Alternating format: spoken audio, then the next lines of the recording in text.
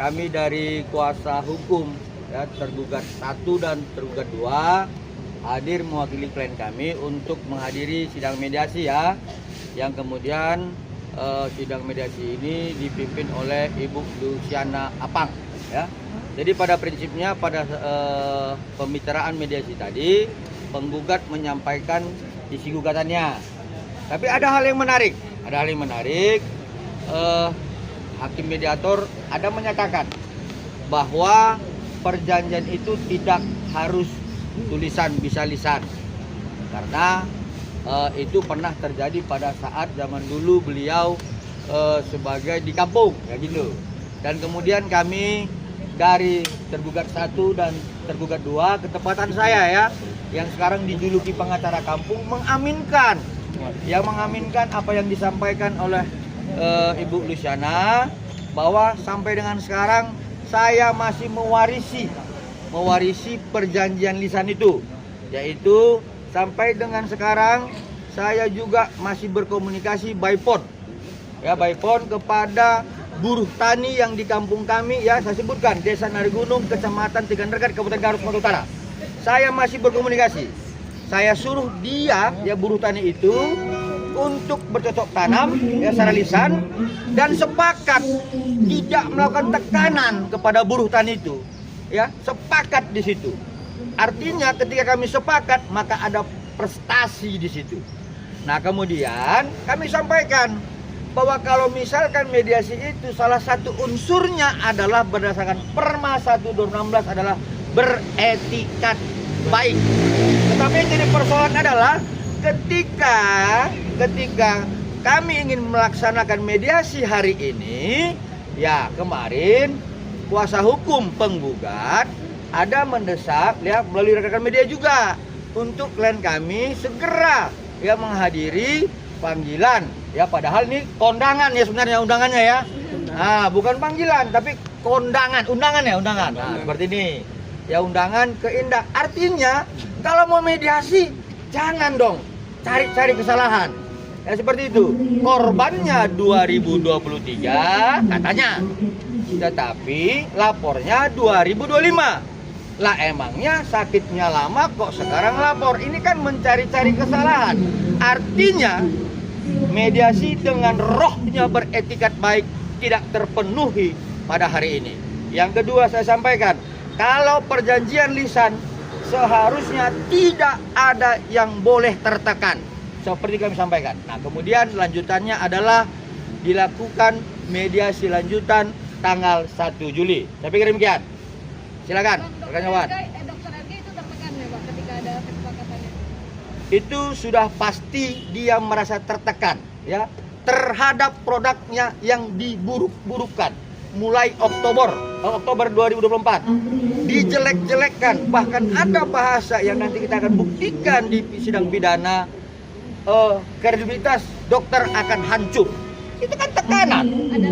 Ada bahasa itu akan disampaikan dalam persidangan seperti dalam itu. bentuk WA atau telepon? Berbentuk WA ya seperti itu. Mbak, kalau menurut kami kan ini bukan pemerasan tapi kesepakatan, adanya tawar menawar di situ dari 5M, dokter RG menawar di 4M, artinya kan ada kesepakatan yang dibuat. Sebentar, saya jawab ya. Itu versi sana ya, Pak? Oke, nah ini masing-masing juga dulu mahasiswa pernah jadi preman terminal ini. Ya pernah nih ya, pada saat mengambil uang diktatnya, dia sering katakan, dia malak orang, malak mahasiswa yang lain. Kasih 1.000, tawar dong bang, bisa kan? Tukang palak juga suka nawar gitu loh. Kenapa? Kebutuhannya memang malak. Ini semua ini bakas-bakas mahasiswa tukang malak dulu ini. Ya, jadi pemalakan pun juga boleh tawar menawar seperti itu. Jadi kalau ada yang tertekan di salah satu pihak dinilai pemerasan. Artinya di situ tidak terpenuhi adanya prestasi, tekanan, pemerasan. Bang, Oke. ini kan juga akhirnya mediasinya agak lompat jauh ya Bang, ke tanggal 1 Juli. Ketika itu dibilangnya sama dari pihak sebelah kalau misalkan Abang minta di tanggal 1 karena mempersiapkan laporan yang ada di Polda Bang. Nah. Terkait apa sih namanya skincare yang Nah. ada korbannya itu Bang. Itu dia yang saya sampaikan tadi. Maunya mediasi mau baik-baik, tapi didesak laporkan klien kami. Kan begitu. Kami akan melengkapi dokumen-dokumen lainnya. Karena kemarin kan klien kami diundang. Sekali lagi, diundang bukan dipanggil.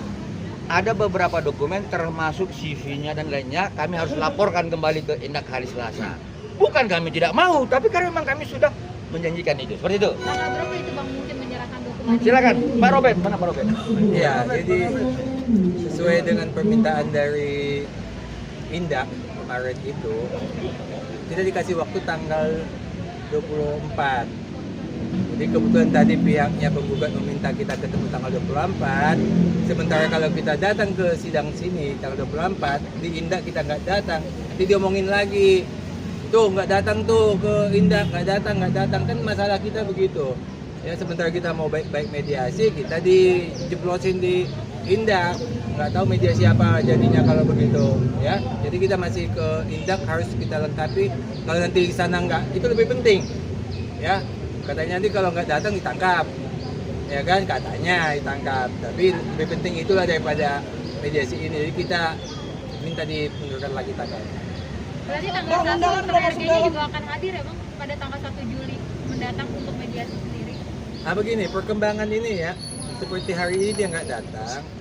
Perkembangannya adalah kasus pidananya sudah masuk ke pengadilan. Ya, itu uang 4M yang pertama itu yang diperas sama yang dikerjakan ke developer, ya menjadi TPPU kena pasal sehingga uangnya disita. Itu konteksnya sudah masuk di tanggal 24 besok. Itu sebabnya Toreja tidak datang pada hari ini. Dan juga kalau kita melihat komen-komen yang ada di media ini, wajib datang ya. Nah, sementara dari yang ngomong wajib datang itu sendiri, prinsipalnya tidak datang, ya tidak sanggup mendatangkan prinsipalnya. Jadi menurut kami kalau memang tidak sanggup mendatangkan prinsipal, ya jangan menggugat lah, supaya kewajibannya tidak laksanakan tapi menggugat. Jadi mestinya dia siap. Pada saat dia tidak mampu mendatangkan prinsipalnya, kewajibannya tidak mampu laksanakan, jangan menggugat gitu. Tapi kalau dia menggugat, wajib datangkan hari ini. Ya, jadi jangan cuma bilang wajib, tapi tidak bisa mendatangkan prinsipalnya. Ya. Jadi Proposal perdamaian, ya silakan Pak Surya. Jadi kami tegaskan bahwa klien kami Toreja saat ini patuh dan taat atas peraturan Mahkamah Agung untuk melakukan mediasi.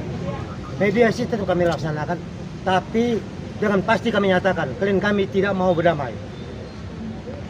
Tegas kami nyatakan bahwa klien kami tidak mau berdamai, silahkan proses hukum dijalankan sebagaimana mestinya. Jadi tidak ada alasan takut atau tidak, tapi yang pasti klien kami tidak mau damai. Silahkan mekanisme hukum. Disuruh mengajukan proposal perdamaian Bang. Ya, jadi begini, proposal itu kan sebenarnya diatur dalam ketentuan mekanisme hukum. Nah, misalkan ya dalam perma ya, misalkan nih saya kreditur, kalian debitur, lalu kemudian biasanya kawan-kawan yang wan prestasi itu adalah debitur, lalu kemudian saya kreditur menggugat kalian. Nah, lalu akhirnya ada di situ proposal untuk menyelesaikan hutang piutang, begitu loh. Nah, jadi ya kalau kami merasa memang dianggap penggugat melakukan wan prestasi, utang apa yang kami miliki, berapa, di mana kami berutang, uang kami yang diperas, kok sekarang kami bilang berutang. Ini kan aneh jadinya begitu loh. Seperti itu ya.